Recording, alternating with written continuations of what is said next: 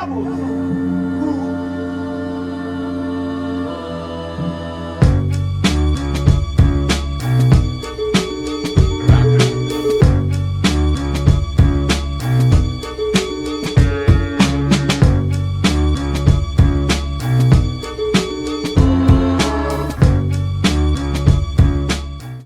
back. I know I have the same outfit on, but... What's up, boys? Yeah, what's up, boys? We're back.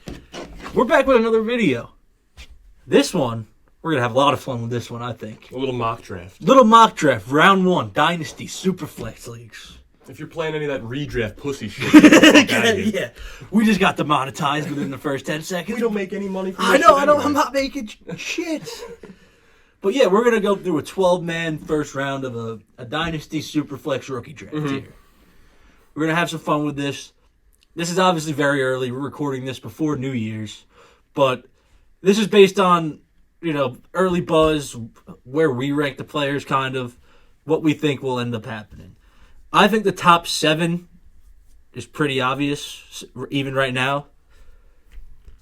In some order, I think the top 7 players we're going to name are guaranteed to be in the first round of the rookie draft. Oh, guaranteed. So, I think it's really the order. A lot of it comes down to exactly where they go landing spot, especially once we get past that first 6 or 7 players. And listen, if you're new at Dynasty, you have no idea what's going on, this is a great place to start. Yeah, maybe get a little research going. If you're in a Dynasty league and you haven't been looking at the rookies yet, what the fuck are you doing? Yeah, you might as well just quit or orphan that team, buddy. Yeah, or start now. Yeah, or start now. It's a beautiful time. Beautiful time. Inches. We'll give you some pro tips. Let's get right into it. First pick, fucking the most obvious pick I've ever seen in my life, I think. Do it blindfolded and naked. Yeah, a monkey would make this pick. Yeah. Caleb Williams, first pick in a Superflex rookie draft. I mean, I think it's pretty locked. He goes first overall. Generational arm. What else do we have to say? I mean, if you watch any bit of football, you know who Caleb Williams is. He's unbelievable in structure. Out of structure, he's even better. He's going to be a way better runner in the NFL than people give him credit for. I think people really sleep on his rushing upside as a quarterback in the NFL. I think that he just does it like he's not going to be the guy that he's not really no. But he's going to be able to escape the pocket. Well, he uses his legs to throw the ball and extend plays. Yes. But he's not really a run. He's not going to tuck it and run if the first read's not there. Like a certain quarterback on a team I root for. But yeah, Caleb Williams' first overall pick in the rookie draft, I think, is pretty safe to say. And I think number 2 as well. Yes. Is very safe to say. Marvin Harrison Jr., generational wide receiver prospect, 6'4", runs routes like he's 6 flat. Speed, hands like lateral quickness, body. He's the whole package. He's like we said, best receiver prospect probably since Calvin Johnson. I couldn't even really think of another one that comes close to the hype as him. He's like the Zion Williamson of the NFL right now. He's one of the most hype prospects I've seen. Him and Caleb, 2 of the more hype prospects I've seen. It's a great class, guys. Very good class. Should be really excited for these young guys coming in. I don't think we really need to wax too much on Caleb Williams and Marvin. And even, I don't think we really need to wax out hard on this next pick either. Mr. Heisman, Jayden Daniels. This is kind of, I think he gets a draft capital. He is a little lighter. I'm curious to see where he ends up going. I think he'll end up going top 10, 15, kind of locked. I would be shocked if he didn't. There's a lot of teams that need QBs right now. Yeah, I think he's I wouldn't be surprised if our next pick goes ahead of him in the actual draft. But this is my 1-3 in terms of fantasy because of his rushing upside. I mean, you watched him this year at LSU. What do you have? 70 million total yards and touchdowns? I don't have the numbers in front of me. At least 500 million. Bro, hold on. Let me pull up that. What was that? He had a game this year where I saw his stat line, and I was like, what in the fuck was that? And I think it shows something for him to transfer and come and kind of learn this offense and really make it his own. And I think that could very well transfer over to the NFL.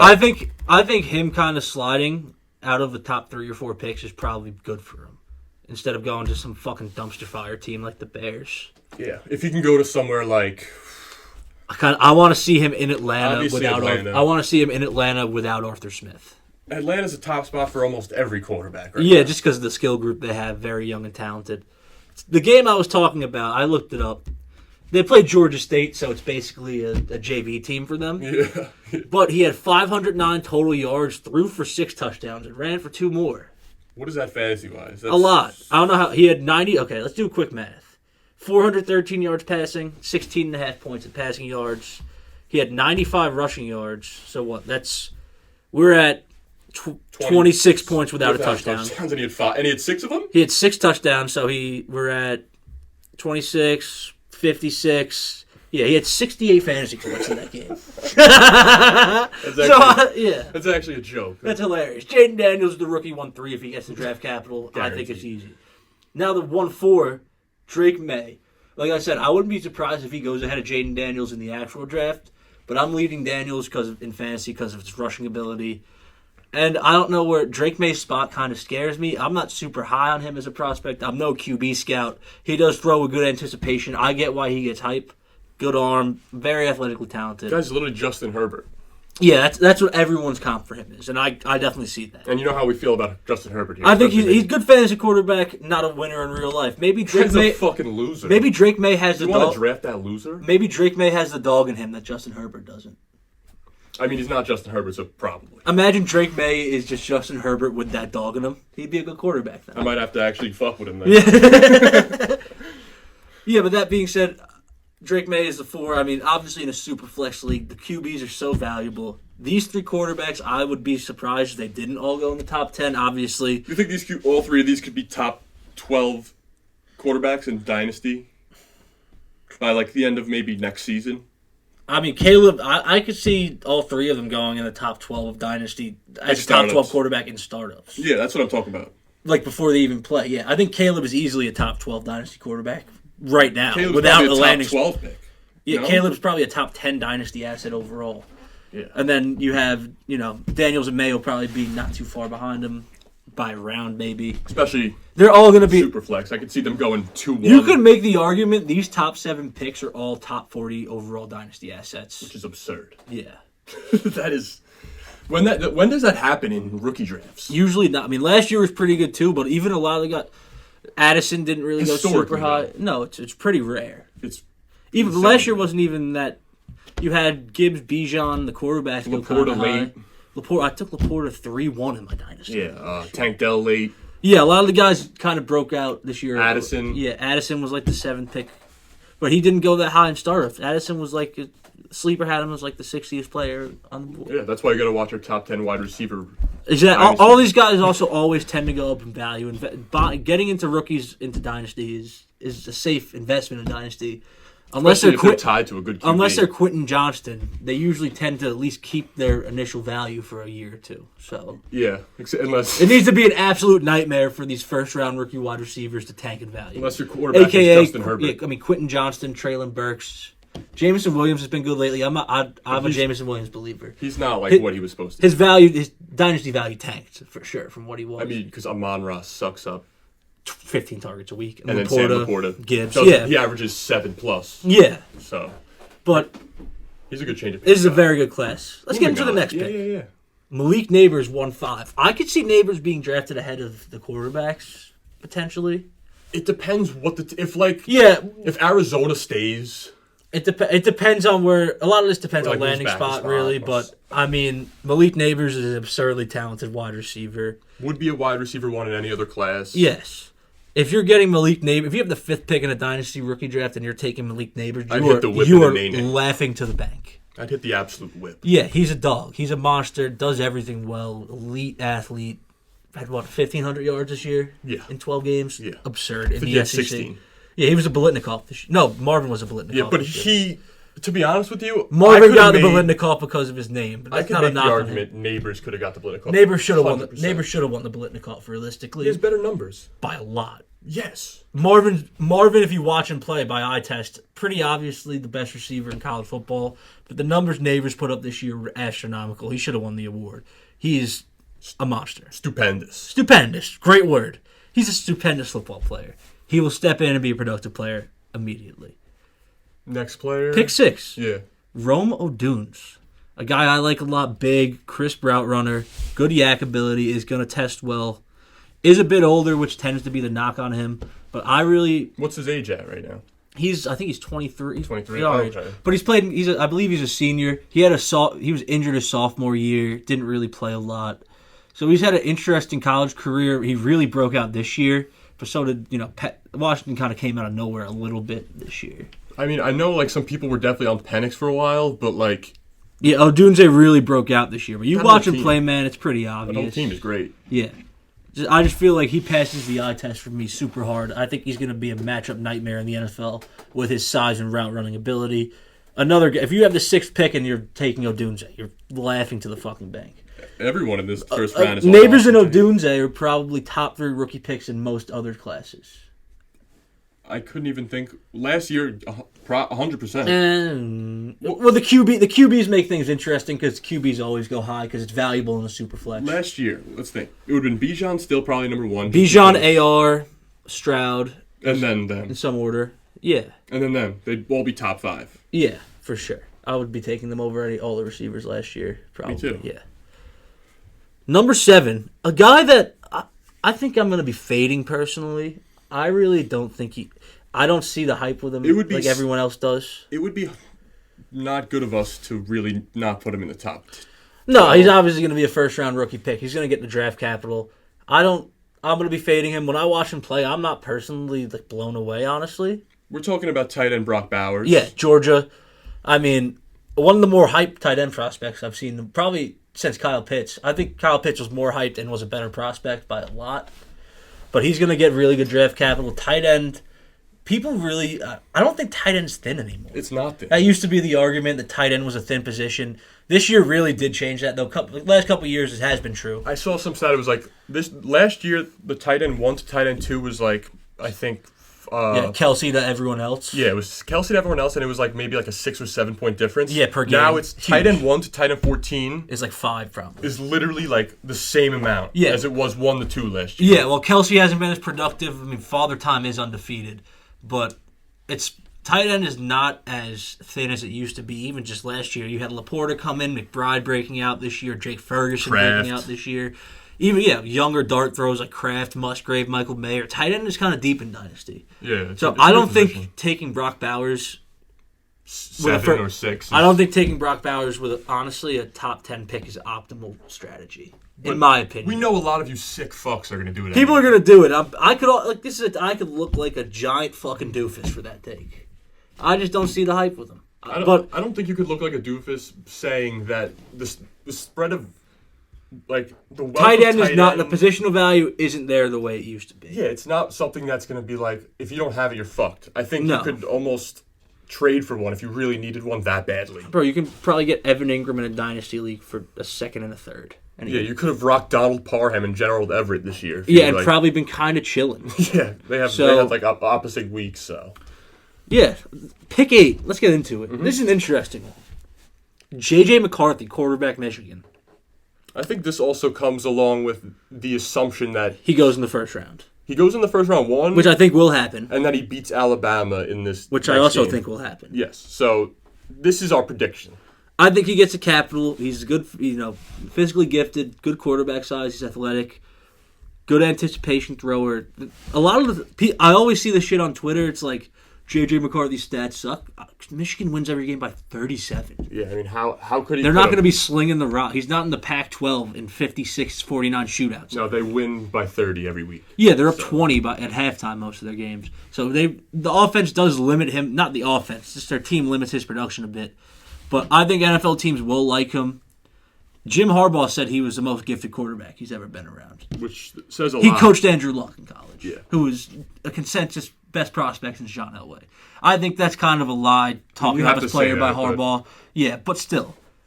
I don't think Jim Harbaugh is an idiot. No. If Jim Harbaugh likes his kid, he'd probably be a pretty good NFL player. Jim Harbaugh's going to be an NFL coach. That's obviously not the reason I like him, but that's just an interesting little tidbit I'm throwing in. I think he'll be a pretty solid NFL quarterback. I think he gets the draft capital. I think taking him as back end of the first round in a rookie draft is good value. Me too. I totally agree with that. I'd probably rather take JJ back end than take Drake May 3rd overall. Yeah, you could argue that easily. In just terms of a value differential. But that's beyond the point. This next pick is interesting too because this guy might not declare. There's rumors that he's going to stay in college, but I think he's going to declare. I think it would be kind of dumb for him to not. TreyVeyon Henderson, running back, Ohio State, will definitely be the first running back off the board in real life. He's explosive, one-cut go. I mean, you watched the Ohio State game last night. He was the only good player they had. Oh, my God. That game was like horrible. Walking paint dry. Yeah. This guy's pretty much been the consensus RB1 in this class since he was in college. He was a very hyped up recruit, good player, and he lived up to it. His injuries throughout his college career kind of limited him a bit. But when you watch him play, he's very explosive. And if you're going to draft a running back in the first round of the Dynasty, this is the guy. This is the guy. Because I think if he declares, he'll get drafted in the first 2 rounds. I think he'll be by far the highest drafted running back if he declares. And it's kind of scarce. This year, running back is not that good in the draft. I really wouldn't advise taking a running back until like the 3rd round, the rookie draft this year. Late too. It also all depends on landing spot and everything. I like Braylon Allen a lot. That's my guy. I just don't know if he's going to get super high draft capital. No, and it's really like the 3rd round. And it's really hard to put him ahead of these wide receivers and quarterbacks. Especially when next year, when scouts see next year's going to be loaded. Next year's running back class is going to be a lot better. So I'm really interested to see how the running back class falls. But if TreyVeyon Henderson declares, I think he's a 1st-round rookie pick. That would be great. I'd love to see that. I agree. I would like to see him in the NFL next year, too. I think he's going to be a very good player. We find out in the next 2 weeks or so. Yeah, it's soon. But if he doesn't declare, this pushes some of these guys up a little bit. Beyond the point, he's going to be a 1st-round rookie pick if he declares. Same thing with Bowers. I feel like it would be kind of stupid to not put him in this area. Especially if Bowers falls. Yeah. 110. Brian Thomas Jr. LSU wide receiver. Once we got to this back part of the round, it was almost impossible to kind of differentiate. Especially at this point, we don't know shit. All these guys we don't know about the draft capital or the spots. And we don't know if the guy in 11th or the guy with the 11th or 12th pick could totally not even need a receiver. Yeah, you know what I'm saying? For sure. But trade-offs can happen. We're just going more of a big board here.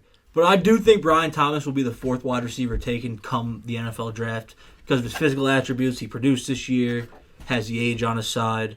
LSU is wide receiver U, arguably. Yeah, they know Ohio State produce every year. They have a track record of NFL wide receivers. I think teams are going to fall in love with this guy. He's going to test well. Specimen. Name. Yeah, check. Name test check. Brian Thomas, I think taking a guy like this in the back end of the 1st round is a fucking home run. It's a fucking home run. I mean, we did say this off camera. I don't see too much of a difference between the 10th pick and the 17th pick this year. Honestly, this class is loaded. There's guys like you said. You could argue late round 2. You could say to me, "I'm taking him 112," and I'd be like, "Okay." Yeah, 100%. This class is really it says it every year. Wide receiver, this class is really special. It's one of my favorite classes I've ever covered. It's awesome. It's fantastic. 111, another great wide receiver we both are very high on. My absolute boy. This is the mitzvah play of wide receivers. Yeah, this is my Nico Collins for this year. Yes, this is the guy where Troy Franklin. Dog. Oregon wide receiver, electric speed, good route runner. Oh my god, bro. Ball tracking hands. The real he's kind of pushed down here. If he weighed 20 more pounds, he might be the 4th receiver off the board. I don't even think that's a question. He might go ahead of Odunze. He might have gone ahead of Odunze if he was a little bit more built. He's 180. A team falls in love. I think there's an absolute chance he is the 3rd wide receiver. He's gonna run well at the combine too. He's going sub 4.4. I can guarantee that. Oh, dude. I think he goes sub 4.35. Wow, that would be that would really. I think he flirts with 4.3. You watch him play, it's crazy. And bro, the cut. It's also the cutting that kind of his route. Yeah, he's a good route runner. He's not just a burner. He makes cuts that I'm just wow, his ankles should be shattered. Yeah, because you have to respect his speed so much. If you're pressing this guy, you're getting screwed over the top without safety. Your number one worry is him burning you over the top for sure. He's a hell of a player. I think he's going to be. He could be the steal of a rookie draft, depending on where he goes. I totally agree. I'm going to be all over him fucking white on rice. Bro. Tripping. Pick 112. Last pick of the 1st round. This one's a fun one, too. I like Interesting one. Michael Penix Jr. I don't know. He's an interesting prospect. Obviously, the age plays into it. The ACLs play into it. He could go in the 1st round. He makes NFL-level throws. He throws with anticipation well. He makes a lot of just throws that you're like, oh, that would translate on Sunday. He's a good leader, He's a pocket passer. I feel like coaches are going to fall in love with his leadership. Yes. I mean, the guy's obviously resilient, tore both of his ACLs, and was a Heisman finalist this year. So, I mean, I don't think the character has ever been a question with him. It's more so the age and the injury. I don't know how high he's going to go in the NFL draft. It wouldn't shock me if he slid. This, I could look dumb for. I wouldn't shock me if I look like an idiot for this in a couple months because maybe he goes round 3. But if you guess the 112 right at the rookie draft, I'll give you $100. Yeah, I mean, it's not going to be exact, but like this is just our big board.